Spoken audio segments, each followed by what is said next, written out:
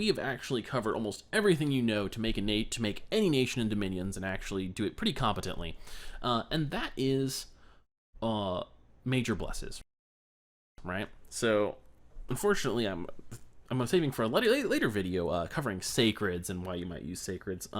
But various nations have sacred units. Sacred units can receive a blessing from their god. Right now, I have just this dude upright, and all I have is morale +1. That's all that happens when you bless a unit base. That's like the basic bonus you get for blessing a unit. So sacred units are typically like special to your nation. Baratos, I think it describes their sacreds in here somewhere. You get refugee colossi. They're these giants that have become sacred to their nation, and they have the brides in waiting, I believe, are also sacred. Yeah, strong sacred colossi warriors. So sacreds are very important to Baratos. And sacred units tend to be more powerful than usual. They often have some sort of special ability, and they have elite unit stats, and they're very expensive, but their upkeep is kind of low. Typically, you can only recruit them from your capital, and so you're going to be limited to your Dominion candles and recruitment per turn. So let's say I want to make some really ballin' sacred colossi. Who's guys? Get you fertility. That's good.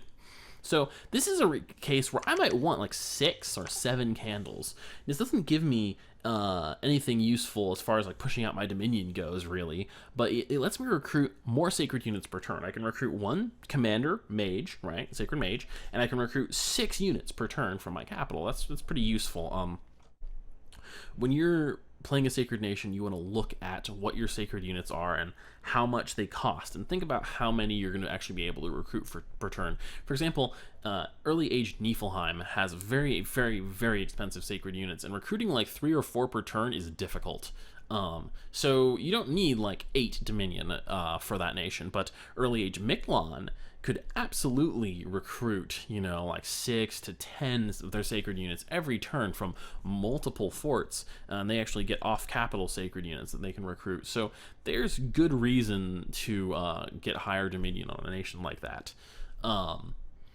So let's talk about what the actual major bless effects are.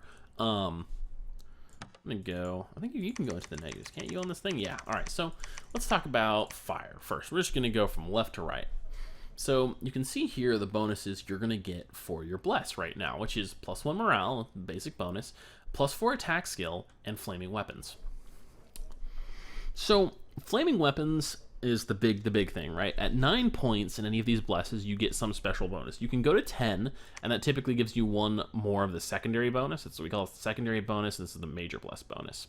So you don't really want to do that. Going to 10 is extremely expensive and gives you a tiny increase to your secondary bonus, just 1 tick more of it. So attack skill is how frequently you're going to hit your enemies, and flaming weapons adds, I think, 6 fire damage to your attacks on your sacred units. This is actually really good, maybe even deceptively good. A unit with like 11 or 12 attack skill, that's actually pretty unusual. 10 attack skill is kind of the norm. After weapon modifiers, some weapons will give you a bonus to attack skill, so you might find some units with like 13 or 14 attack skill, but this pumps it up to 18. That's superhumanly good. Defense skill 18 to 20 is very rare, and essentially if you have a similar attack skill to their defense skill, you're going to hit fairly often. And if you have like 1 or 2 points higher than their defense skill, you're going to hit them all the time. And if you have 1 or 2 points lower, you're going to hit them fairly rarely. So there's also some other things that go into combat, like multiple attacks reduce defense, but I'm not going to talk about that here. I just want to give you an idea of how large a bonus +4 attack really is, and it's going to make a significant visible difference in the combat effectiveness of your units if you go and test this in a game. And flaming weapons adding like +6 damage, it's armor piercing, which is very good. But it won't have much of an effect on certain types of units. Like very heavily armored units, not too much of an effect.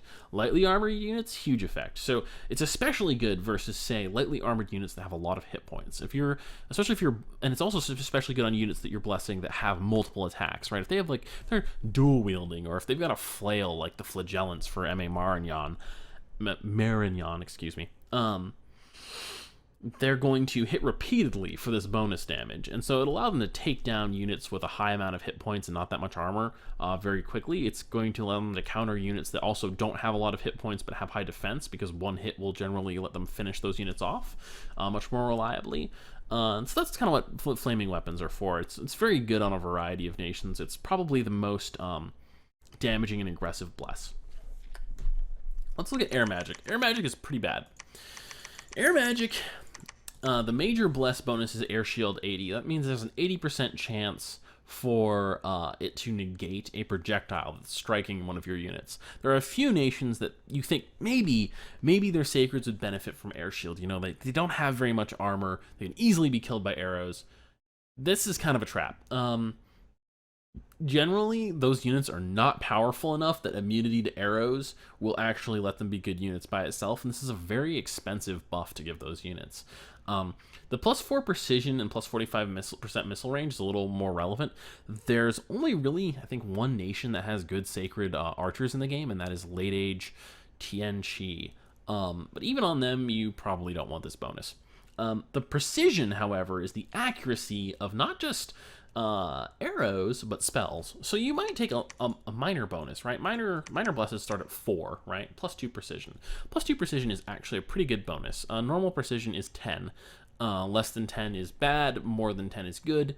+2 is pretty solid bonus right there. And if maybe you want air magic for some other reason on your pretender, maybe you're taking not a immobile pretender but a titan, and you're going to get a little bit of benefit out of this if your mages are sacred. But it's not something that I would really say is great. I wouldn't go out of my way to get it. It's just like, you know, if you have 3 air magic, you might consider bumping it up to 4. 4 air magic is used for other good things, and that +2 precision bonus is kind of nice. Let's go over water magic. Water magic is another of the strong blesses you can take. You know, fire being the first one. +4 defense skill is pretty huge. In particular, you really want to stack your defense to be far above what normal units can hit. So remember how I said most units have, like, you know, 12 would be a pretty good attack skill for a lot of units to have.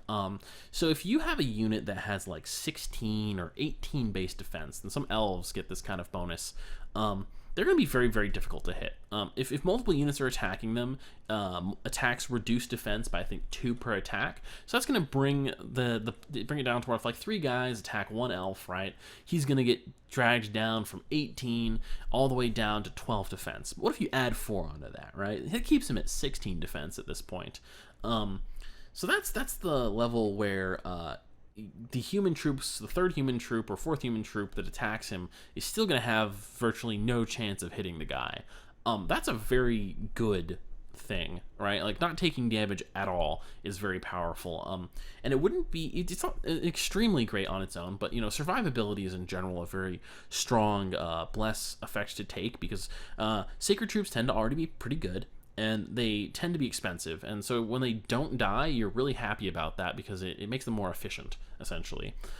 Quickness actually lets troops move faster across the battlefield, and it lets them attack multiple times. I think you get an extra attack every other turn, I believe. And that's really good, especially for troops with particularly powerful attacks already, or if you give them another major bless. You can get as many of these as you can find enough points for. If you get a fire bless, for example, then they're very likely to hit. They're going to deal bonus damage, and they're going to hit multiple times. And if you throw that on a troop that has like a really powerful attack or already has multiple attacks to just kind of stretch that out even farther, your troops are going to really just chew through enemy unit lines, especially since they're also very quick, so they can chase down enemy units that are fleeing and massacre them, and they can engage with them very quickly before they can get killed by archers. Now, Earth Magic is a really powerful minor bless. Reinvigoration +4 means that you recover 4 fatigue per turn. Now, I need to cover what fatigue does in a whole different video and about combat, but less fatigue is good, and it's especially good for mages because you need to have less than 100 fatigue in order to keep casting spells. So Earth Magic tends to be kind of the mage bless because the +5 protection bonus is deceptively bad. Certain units at a certain amount of protection, usually around 15 to 16 protection, get a particularly good boost from it if their base is human, right? They don't have unnaturally tough skin or anything, because the protection bonus increases their base protection, which is like how tough your skin is, right? Like trolls or something might have higher base protection than humans. So So your armor then goes over that. And so if you have good armor but low base protection, you get a particularly good bonus from a base protection increase. But protection, there's actually like a little bit of a formula for how protection scales, and so once you start getting past about like 18, 20 protection, it gives you less benefit. But increasing your protection from say 15 up to 20 is pretty good, whereas increasing your protection from 20 to 25 is not very good. So this doesn't get used a whole lot since it doesn't give you as much survivability often as Water Magic Bless or Nature Magic Bless, when we get to that, does. But the reinvigoration is really key. Fatigue has a variety of negative effects on your units, and it's bad for your mages. So if you have sacred units and sacred mages, you might want to have some degree of reinvigoration, right? And 4 Earth Magic for 2 reinvigoration is a pretty solid bonus for a fairly low cost, and is quite common. Astral Magic is not used very often either. It's in a similar place to Air Magic. Twist Fate, which is the Major Bless effect, lets you negate 1 hit that you might have received. That's not that good unless hitting you is extremely hard. So for example, on your mages, this is a pretty good bonus, because if someone tries to cast some big scary battlefield effect that will kill everybody on the battlefield, it'll be negated for your mages. So they probably haven't been in melee this whole time, and they haven't been hit yet, so it'll stop that effect, at least the first time someone tries it. Magic resistance bonus is weak for most nations. If you have Sacred Undead, there's a good reason to increase your magic resistance, but for most people, it's not going to matter much. You have to be fighting the right opponent. You have to be fighting someone that's going to actually be casting spells on you that you can resist for it to be helpful. So, Astral Magic Bless is not something you usually get unless you have some other reason to get Astral Magic. Maybe, Pelagia can do like this weird strategy where they eventually start like casting this powerful spell Wish over and over again, and that requires 9 astral magic, and so they might coincidentally have an Astral Bless because of that if you decide to go down that route. And it's not totally useless to have that, but it's not a great bless. It's not one of the ones you're going to see very commonly. Now, Death Bless is in a lot of ways similar to Fire Bless. You gain bonus damage on your weapons. The Death Bless damage negates armor, just completely ignores it, so it's very good versus heavily armored troops in particular, but it rolls a magic resistance check to see if you're going to hit their troops, and that means that it actually very often doesn't do anything, even versus just normal human troops, and versus more magically resistant troops, which would be, like the various magical races, like elves, it's not going to work that great. Versus other sacreds in particular, and other units that tend to have unusually high magic resistance, it's not going to work very good. And it has a secondary effect, which is that it gives anyone who fails that magic resistance check a disease, and that will slowly kill them over the course of 10 turns, but since they're locked in mortal combat with your units, you'd really rather that they die right then rather than later. Now, the really nice effect of Death Bless is Undying 10. This means that your units will be able to go to negative 10 hit points before dying. If they end the battle in negative hit points, they die anyway, but if they have some other effect, like regeneration on them, or if they are undead, then they will probably not die from that effect. Specifically, undead, I believe, heal to full HP if they have negative hit points at the end of a battle, and people with regeneration, there's a few rounds that happen at the end of battle to finish off poison effects and stuff like that, will typically regenerate back up into positive hit points before the battle ends. Now let's cover nature. This is probably the most ubiquitous blessing to put on units, because it's very, very powerful, and it's very good on everyone. If your units have high defense and they're not getting hit very often, this is still great because it gives them regeneration, and they'll heal hit points in between their occasionally getting whacked for a solid amount of damage. It increases units' maximum hit points, so reduces the odds that they'll have an arm chopped off or die from one massive blow. It lets them absorb archery fire a lot better because they're going to get pinged for a little bit of damage, not quite die from it because of their boosted hit points, and then regenerate. For some weak human troops, it will almost double their hit points, and for powerful giant troops, regeneration recovers 10% of your health rounded up every turn. So if you have 81 hit points, you will regenerate for 9 hit points per round, which is a pretty significant amount. So it makes it very good for both low HP and high hit point troops, because for low hit point troops it's extremely efficient, and for high hit point troops you get that really big regeneration text that it's hard to for people to overcome. overcome that often, and it will negate a lot of otherwise powerful effects like poison. Regeneration also reduces your chance of gaining afflictions. So this it's very powerful because it makes your sacred troops very efficient. It's very hard for them to get killed. They'll make them last a long time, which again is important because sacred troops are expensive. Now let's talk about Blood Bless. Blood Bless has like kind of a special niche, and it's another one of the blessings where its secondary effect is not really related to its primary effect. You know, like getting more hit points regeneration, pretty directly related, right? More defense and quickness, kind of directly related. You know, but then like what's one of the ones that doesn't really have a related effect? Magic, right? You know, avoiding an attack and magic resistance. Astral magic, excuse me. So, Blood Bless gives you additional strength. Strength determines the damage that your units are going to do when they attack. Bonuses to strength are particularly good if you combine them with increased chance to hit, say from fire magic, multiple hits, say from water magic pathing, bless, or with base weapons on your troops that hit multiple times, like the early age Tian Chi's sacreds dual wield swords, and their swords don't do a lot of damage, but 4+4 strength essentially means +4 damage to their swords. They have 2 swords. That means they're going to deal like 8 extra damage per round in multiple attacks. That's very, very good. Especially since you kind of need a certain amount of damage to like kind of penetrate through heavily armored units. But let's talk about their major bless, Blood Vengeance. Blood Vengeance is particularly of note because when someone damages you, if you have Blood Vengeance, there's a chance, there's a magic roll that will see if that damage is also dealt back to the person who dealt it, right? So if I shoot some Blood Vengeance guy with a crossbow and deal 10 points of damage, I have to pass a magic resist roll, and if I don't pass it, I take 10 damage as well. The thing is that this doesn't just work on crossbows, it works in melee. It doesn't just work in melee, it works on spells. Now there are some spells that indirectly kill people, and maybe give them fatigue or something, and Blood Vengeance doesn't affect those. But if I hit some guy with a lightning bolt for like 30 points of damage and fail my magic resist check, I take 30 points of damage, and for some weak human mage in the back lines, 30 points of damage is very often fatal.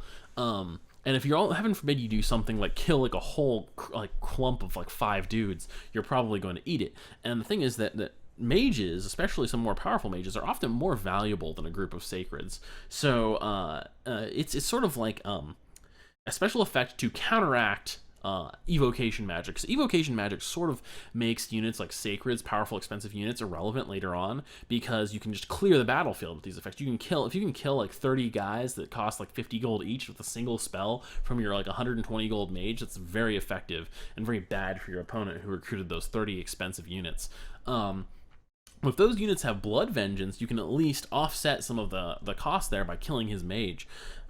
So it's very effective, in particular, if someone, say, casts a spell like that with their capital only mage that costs 400 gold versus, say, your fairly cheap sacreds like Jaguar Warriors or something like that, or Flagellants from Marignon in the Middle Age that are very cheap and have a lot of hit points relative to their gold cost.